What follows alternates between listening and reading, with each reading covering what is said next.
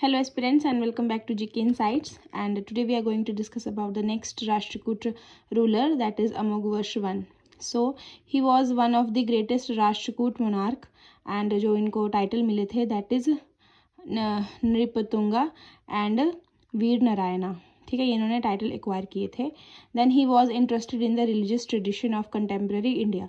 इनको religious traditions में बहुत ज़्यादा इंटरेस्ट था और ये जो है अपना टाइम जो जैन मॉन्क्स के साथ और स्पिरिचुअल मेडिटेशन में जो है वो स्पेंड करते थे.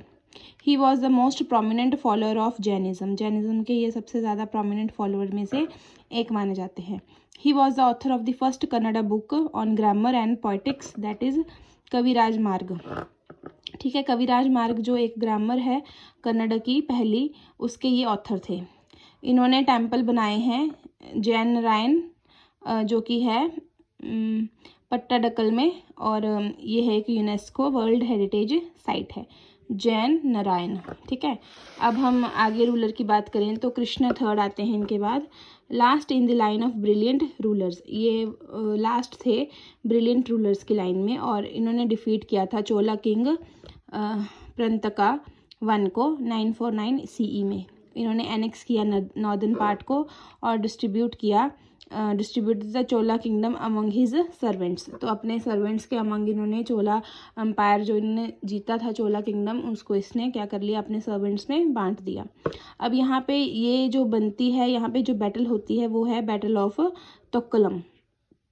तो बैटल ऑफ तक्कोलम में है ये सारा का सारा मेंशन है कि कैसे इन्होंने चोला किंग को हराया और अपने सर्वेंट्स के अमंग इसको बांट दिया. Then pressed down to the Rameswaram and set up a pillar of victory there and built a temple बनवाया, विक्ट्री का पिलर बनवाया रामेश्वरम में. और सक्सेसर ऑफ कृष्णा थर्ड जो थे वो बहुत ज़्यादा वीक थे अपने किंगडम को बचाने के लिए, और उनका वो धीरे धीरे जो है वो ये किंगडम डिक्लाइन हो गया.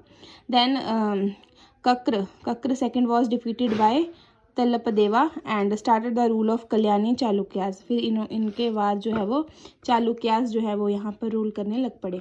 अब इनकी एडमिनिस्ट्रेटिव हिस्ट्री देख लेते हैं. तो from the epigraphic and literary sources से हमें पता चलता है कि हर एक किंगडम के पास अपना CM, अपना minister of foreign affair, revenue minister और ट्रेजर होता था.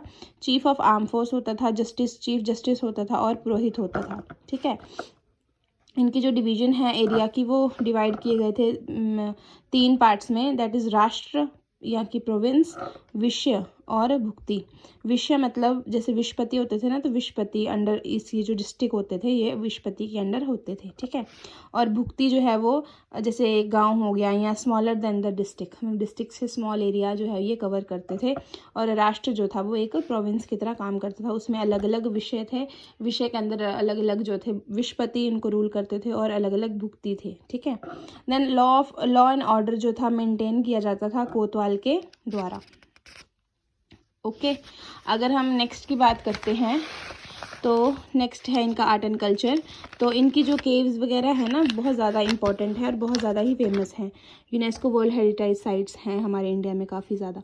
तो they contributed heavily to this legacy. And Maharashtra में इन्होंने रॉक कट केव्स जो हैं हमारे एलोरा और अजंता की, और टेम्पल्स हैं हमारे एलोरा और एलिफेंटा के. तो ये जो हैं टेम्पल्स ये सारे का सारा इन्हीं के टाइम पीरियड का जो है आर्ट एंड कल्चर से रिलेटेड है. यहाँ पे ये देखने को मिलता है कि अमोघवर्ष ने जो है प्रैक्टिस किया जैनिज़्म को, और 5 जैन केव्स जो है वो टेम्पल्स बनाए इन्होंने एलोरा में, जो कि इनके कार्यकाल के दौरान बने थे. द मोनोलिथिक कैलाशा टेम्पल, ये बहुत इंपॉर्टेंट है. कैलाशा टेम्पल ऑफ एलोरा जो मोनोलिथिक है मतलब कि सिंगल रॉक से बना हुआ है, और इनकी लेविश क्रिएशन है राष्ट्रकूटास की, उनमें इन्होंने डिपिक्ट की हुई है. ठीक है, कैलाशा टेम्पल जो है वो एलोरा केव 16 में है और one of the world largest rock cut temples में से एक है.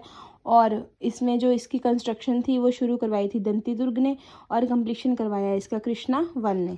इसमें 5 डिटैच्ड श्राइन है, और ये जो 3 डेडिकेटेड रिवर्स जो हमारी रिवर गॉडेस है उनको डेडिकेटेड है. गंगा, यमुना एंड सरस्वती को डेडिकेटेड है इनकी detachable shrines.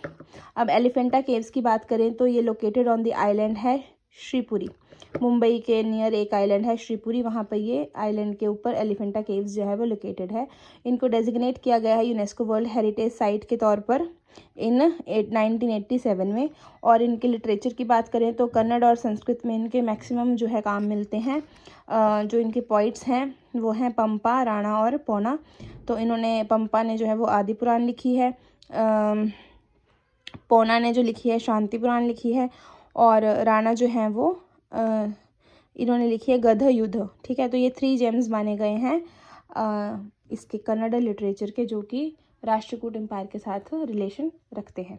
So that's all for today, and we had completed Rashtrakuta empires, and in the next videos we are going to discuss about the important battles of medieval time. So thank you so much.